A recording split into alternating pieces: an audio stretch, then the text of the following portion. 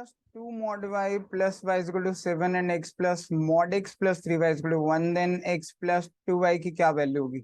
Basically हमें x और y की वैल्यू निकालनी पड़ेगी, बट दोनों इक्वेशंस में मॉड है ये सिंपली बस केसेस बनते हैं। मॉड में क्या होता है, both the equations they can be positive, because first equation में मॉड y में है तो y कैन बी पॉजिटिव, और सेकंड में मॉड x में है तो दूसरे केस में x की बात है।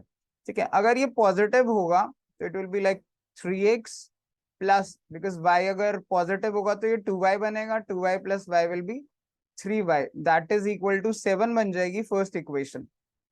सेकेंड इक्वेशन विल बी, क्योंकि मॉड x पॉजिटिव होगा तो x plus x 2x plus 3y is equal to 1, that will be second equation. बस अब हम इन्हें नॉर्मल तरीके से सॉल्व करना है। सॉल्व के लिए क्या करोगे, फर्स्ट इक्वेशन से सेकंड को माइनस कर दो, this will cancel out, just minus it, तो 3x minus 2x is x is equal to 7 minus 1 which is 6। x 6 आ गया। अब 6 को अगर मैं सब्सटीट्यूट कर दूं किसी भी इक्वेशन में, may be 1 and 2 I will name it, 1 में, तो it will B 18 plus, because 3 into 6 is 18 plus 3y is equal to 7, which gives me 3y is equal to minus of 11, which means y is negative. Although मेरा जो case है इसमें y positive ही consider होगा, so this case will be rejected because y की value reject हो जाएगी। Same way में हम बाकी केसेस ट्राई करेंगे, मतलब एक बार प्लस प्लस कर लिया, अब प्लस माइनस ट्राई कर लेते हैं। फर्स्ट वाला प्लस होना चाहिए, दूसरा negative, because mod y, because ये y वाला है, can be positive, mod x can be negative. अगर ये पॉजिटिव होगा तो फिर इसकी इक्वेशन वही बनेगी, 3x plus 3y is equal to 7। अगर y नेगेटिव होगा तो it will B y plus minus of x, sorry this is x minus x, ये दोनों पार्ट जो है ये कैंसिल हो जाएंगे, बिकॉज ये मॉड वाला x नेगेटिव रहेगा, हमने केस जो लिया है।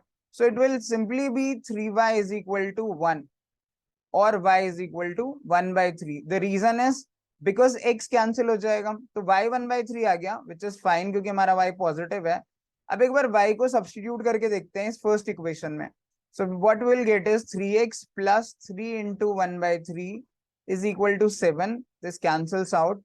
It will be like y is equal to 6 upon 3. ये मैंने डायरेक्ट लिख दिया बिकॉज ये 1 उधर जाएगा तो 7 minus 1 is 6. x is 6/3 which is 2. I'm more interested at the moment. This is x. Sorry, x is positive. जबकि इस केस में हमने x को लिया है negative, so this case will also be rejected because इसमें सिर्फ x की नेगेटिव वैल्यू ही कंसिडर होगी। Then will make third case. अब उल्टा कर लेते हैं, y पॉजिटिव नेगेटिव लिया था, अब इसे उल्टा कर लेते हैं, नेगेटिव पॉजिटिव ले लेते हैं। लाइक फर्स्ट इक्वेशन में y नेगेटिव और इसमें x पॉजिटिव। अगर y नेगेटिव होगा तो it will be 3x minus 2y plus y, minus 2y plus y will be it's like 3x minus y is equal to 7। This will be my first equation. ये कैसे आई, because ये वाला part जो है 2 mod y, ये minus of 2y हो जाएगा, plus y, इसका आंसर आएगा minus y, right. And second equation में x पॉजिटिव रहेगा तो x plus x, that will be 2x plus 3y is equal to 1, that will be our second equation.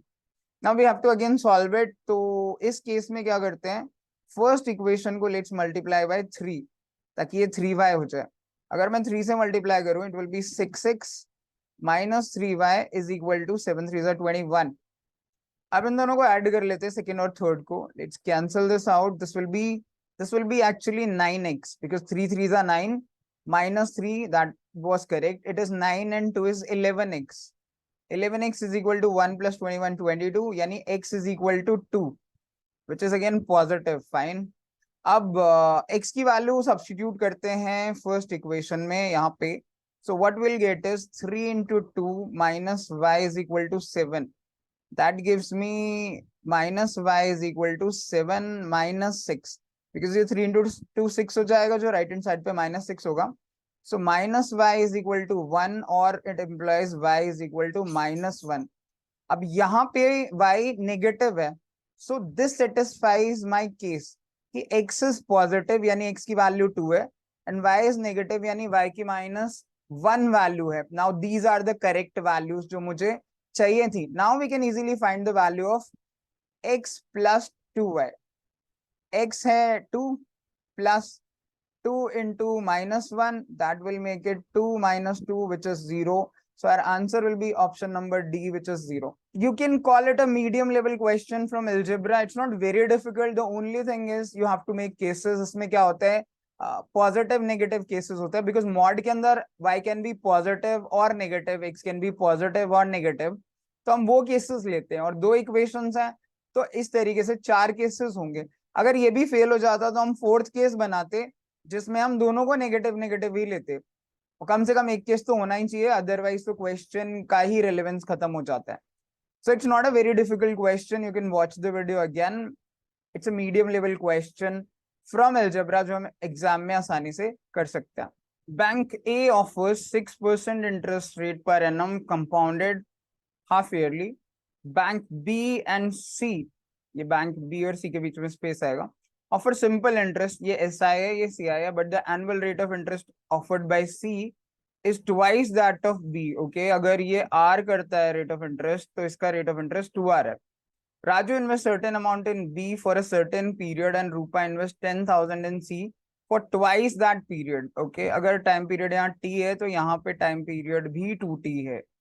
The interest that would accrue to Raju during that period, Raju, is equal to the interest that he would have accrued had he invested the same amount in bank A. Okay, जो CI पे है वो bank A के बराबर है, मतलब जो interest यहाँ मिल रहा है वही इंटरेस्ट बैंक ए में मिल रहा है।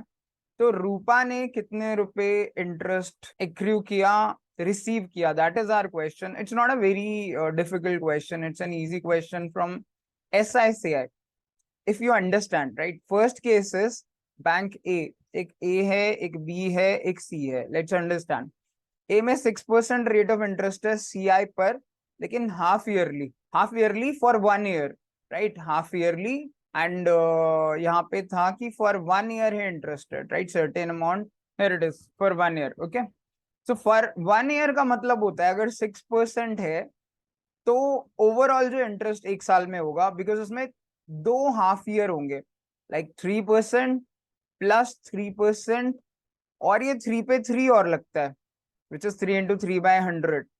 So this is total 6.09%, right? जो लोग CI समझते हैं वो जानते हैं कि हाफ ईयरली है तो इंटरेस्ट आधा हो जाता है। फर्स्ट 6 मंथ में 3%, सेकेंड में 3 प्लस 3 पे 3% और, which is 3 3 9, 0.09, so total is 6.09%। सो ए में जो बैंक ए जो है इंटरेस्ट चार्ज कर रहा है वो 6.09% है। अब अगर बी की बात करूं तो बी में उसने जो पैसा लगाया है, we don't know that, okay, X amount लगाया, बट वी नो कि सी अगर बी अगर R% रेट ऑफ इंटरेस्ट देता है तो सी 2R देता है। यहाँ पे T टाइम के लिए लगाया था तो यहाँ पे 2T टाइम के लिए लगाया था, लेकिन ये दोनों SI पर है, सिंपल इंटरेस्ट पर। हमें SI का कौन से पता है, SI होता है principal into time into rate upon 100, right, यानी टाइम और रेट का मल्टीप्लीकेशन होता है, उसके ऊपर डिपेंड करता है कितना रेट ऑफ इंटरेस्ट लगेगा। मान लीजिए अगर 3 साल के लिए 10% रेट ऑफ इंटरेस्ट हो तो ओवरऑल जो होता है वो 10 10 10 टोटल 30% रेट ऑफ इंटरेस्ट बैठता है, या दूसरी भाषा में 3 into 10, तो टाइम इंटू रेट। तो यहाँ पर जो बी में रेट ऑफ इंटरेस्ट इसने रिसीव किया वो RT% हुआ, R into T, और ये रेट ऑफ इंटरेस्ट इक्वल है 6.09 के, बिकॉज ये क्वेश्चन कह रहा है the interest that would accrue to Raju during the period is equal to the interest that would have accrued had he invested the same amount in bank A.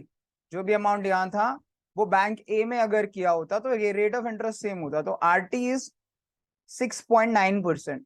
और C में अगर हम देखेंगे तो ये 4R into T%, because this is rate of interest, this is time, इनका multiply करेंगे तो 4RT% होगा, और RT की वैल्यू हमें पता है, सो विच इज 4 into RT की वैल्यू है 6.09, 4 into 6.09 is 9 4 36, 6 4 24, सो 10,000 पे बेसिकली ये 2436 रुपीज जो होगा, which is option number C, ये इंटरेस्ट रूपा को मिलेगा बैंक सी से, बिकॉज रूपा ने सी में इन्वेस्ट किया था 10,000 रुपीज सी में। बस हमें ये देखना था कि जो रेट ऑफ इंटरेस्ट है सी में वो 4 टाइम्स ऑफ आरटी है। 4 टाइम्स ऑफ आरटी का मतलब था 24.36%, और इसका 24.36% होता है 2436। अगर हम परसेंटेज में खेलते थे तो 24.36% होता। This was rate of interest, and 10,000 पे 24.36 होता ही 2436 है, वो डायरेक्ट ही था बिकॉज नंबर बहुत इजी दिया हुआ था, तो directly you could mark option C as the answer. So you can just check this again because A में CI था हाफ ईयरली 3% हो जाएगा हाफ ईयरली 2 6 6 महीने के लिए, overall 6.9%, and this was same equivalent to जो B में R% T time के लिए दिया। और SI में जो रेट ऑफ इंटरेस्ट लगता है वो टाइम इनटू रेट पर लगता है, बिकॉज कितने टाइम के लिए क्या रेट ऑफ इंटरेस्ट है, दिस मैटर्स।